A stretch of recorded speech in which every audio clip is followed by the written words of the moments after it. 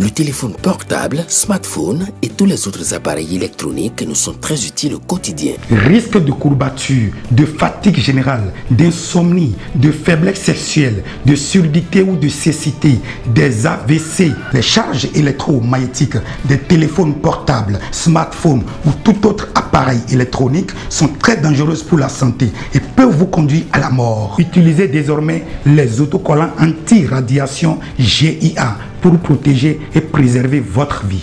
Les amis, faites comme moi, Gégé Lapino, en adoptant DMA GIA.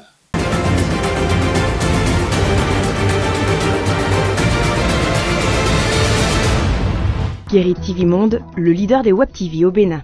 Bonsoir et bienvenue dans ce journal du soir sur Guéri TV Monde. Voici les principales actualités. Au Bénin, des individus armés non identifiés ont attaqué jeudi 19 septembre 2024 une équipe de policiers sur la voie inter-État Cotonou-Niamey à la hauteur de Bongou dans la commune de Malanville. Une attaque qui a coûté la vie à 2 policiers.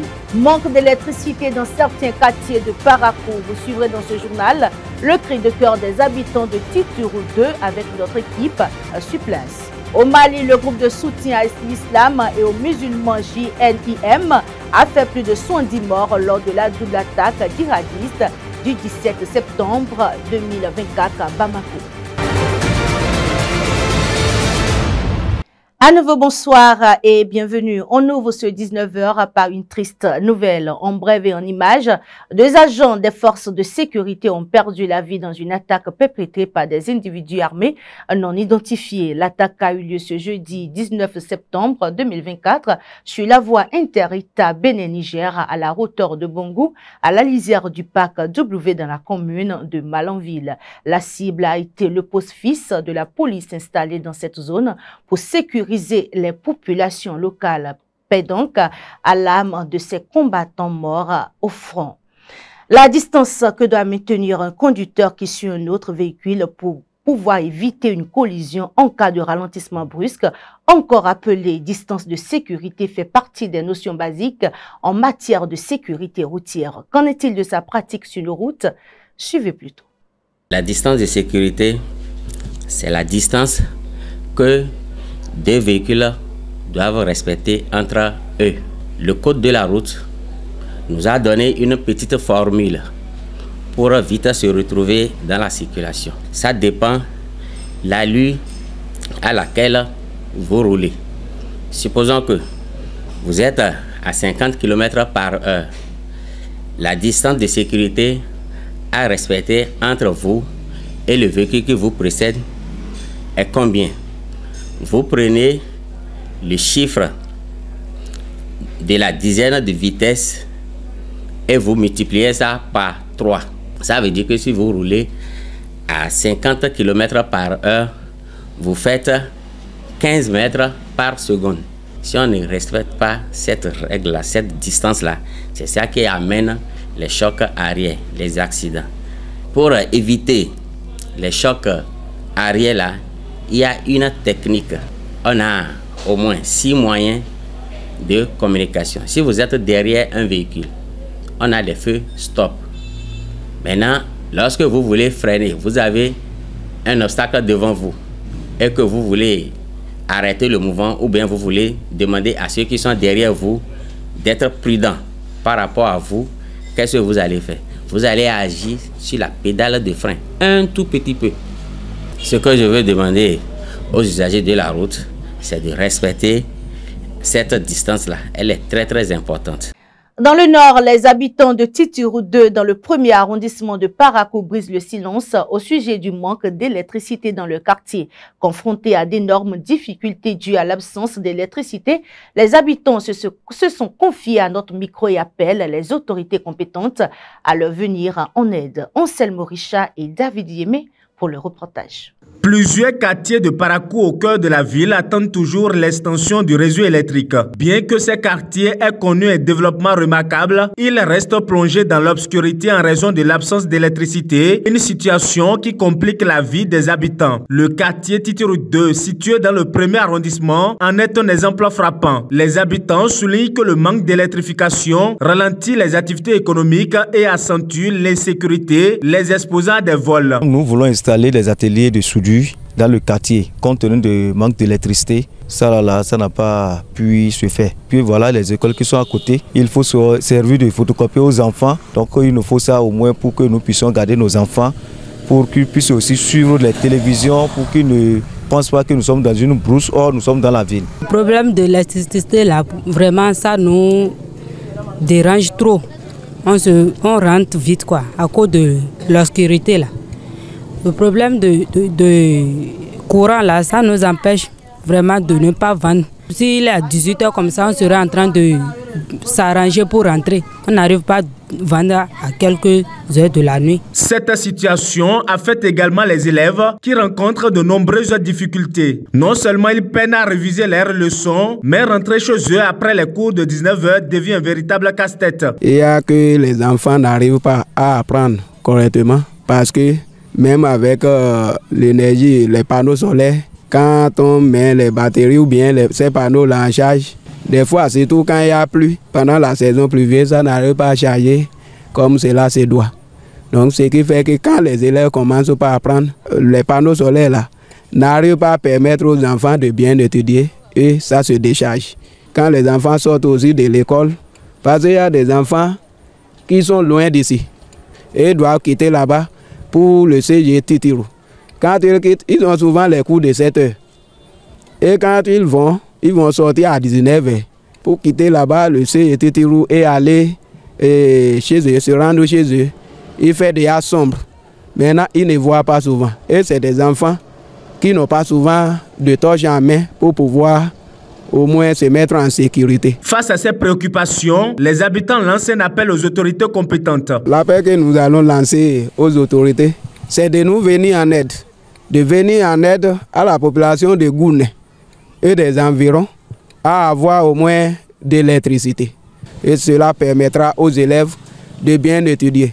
Et s'ils étudient bien, il y aura de réussite. Et nous pensons que les autorités pensent aussi à notre quartier parce que c'est un quartier qui a une très grande superficie dans le domaine de Titirou. Nous sommes tellement si nombreux et puis vraiment nous demandons aux autorités de mieux penser pour ce quartier-là pour que nous-mêmes nous sentons que nous sommes dans la ville. Je demande à toutes les autorités de nous aider à faire de courant là pour que le quartier serait électrifié et aussi la sécurité aussi va rayer dans le quartier. En plus de Titirou 2, plusieurs autres quartiers de Parakou sont toujours privés d'électricité. Il est donc impératif que les autorités mettent en place des mécanismes efficaces pour résoudre cette problématique dans l'intérêt des populations qui ne demandent que le strict minimum pour dynamiser l'économie locale.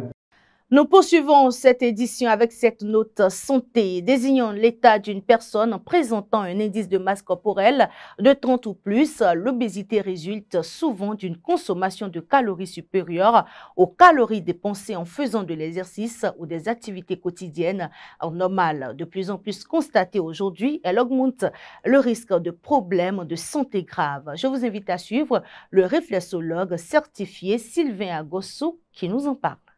Quand on parle de l'obésité, c'est l'accumulation excessive des kilocalories, c'est-à-dire des graisses dans le tissu adipeux. Ça se manifeste de plusieurs manières. Il y a d'autres, vous allez le voir, ils ne sont pas gros, mais ils pèsent. Donc là, on parle de surpoids. Il y a d'autres, vous allez le voir, ils sont obèses, c'est-à-dire ils ont de ventre ou bien c'est-à-dire ils sont vraiment gros. Malgré toutes ces choses, il y a d'autres qui ne savent même pas que c'est encore une maladie. Donc ils peuvent vous dire que ils sont nés comme ça. Ne le sachant pas, l'obésité est la source de plusieurs d'autres maladies. L'obésité peut créer l'hypertension. Ça peut créer ce qu'on a appelé AVC. Ça peut créer ça. Ça peut créer même le diabète. Ça peut créer même ce qu'on appelle souvent la faiblesse sexuelle chez les hommes. C'est une porte à d'autres maladies. Tout est question de l'alimentation d'abord.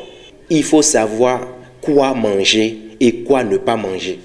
Et que personne ne les impose une alimentation qui va les stresser, dire mais comme ils doivent se diriger vers les spécialistes qui vont leur dire avec telle chose que tu as, avec ton organisme, c'est telle chose que tu dois manger et tu dois éviter telle chose, telle chose.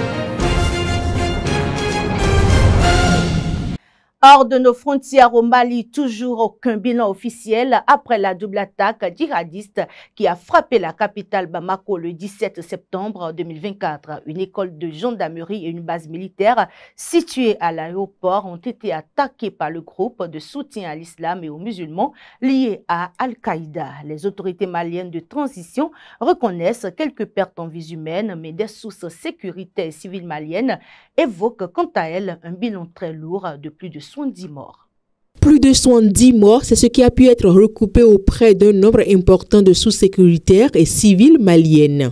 Certaines de ces sources avancent même un bilan encore plus élevé. Parmi les plus de 200 blessés également rapportés, certains ont ensuite succombé à leurs blessures. Sur ces plus de 70 morts, une vingtaine a perdu la vie dans l'attaque de la base militaire située à l'aéroport de Bamako. L'essentiel des victimes a été tué dans les locaux ou aux alentours de l'école de la gendarmerie du quartier de Faladier, où les élèves avaient été surpris par les assaillants dans leur sommeil. Pas de détails précis dans ces chiffres sur la part de gendarmes, de soldats et de civils parmi les victimes. Mais il faut rappeler que les djihadistes ont visé mardi les cibles militaires, ce qui avait été le cas en 2015 lors des attentats du bar, de la terrasse et de l'hôtel Radisson. Dans ses messages de propagande, le djihad lié à Al-Qaïda avait revendiqué une centaine de personnes tuées ou blessées avec de lourdes pertes infligées aux mercenaires de Wagner. Jusqu'ici, les autorités maliennes de transition n'ont reconnu que quelques pertes en vies humaines, mais une cérémonie d'obsèques est prévue en fin de journée à Bamako, dans un camp de la gendarmerie. Cela sera peut-être l'occasion pour les autorités politiques ou militaires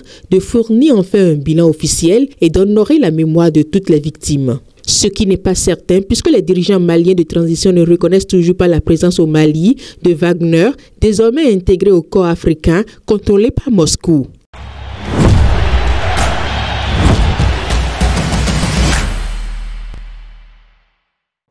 En passeport, le classement des nations de football a été actualisé et publié ce jeudi 19 septembre 2024 par la Fédération internationale de football, association FIFA. Dans cette nouvelle configuration des sélections, le Bénin a réalisé une ascension fulgurante en gagnant de nouvelles places. Selon le classement de ce mois de septembre 2024, les Guépards ont pris 2 places au niveau mondial, mettant le Bénin à la 89e loge contre une 91e place occupée dernièrement. Cette progression est le fruit de la victoire 2-1 acquise dernièrement sur la Libye lors de la 2e journée des éliminatoires pour la prochaine Coupe d'Afrique des Nations CAN Maroc 2025. Sur le plan africain, les Guépards du Bénin occupent la 18e position contre une 19e place occupée lors du dernier classement. Ils montent ainsi d'un échelon avant les prochaines journées des qualificatifs pour la prochaine CAN. Ils affronteront les Amavubi du Rwanda en double confrontation en octobre prochain. Merci d'avoir été avec nous ce soir. Passez une excellente fin. À de soir.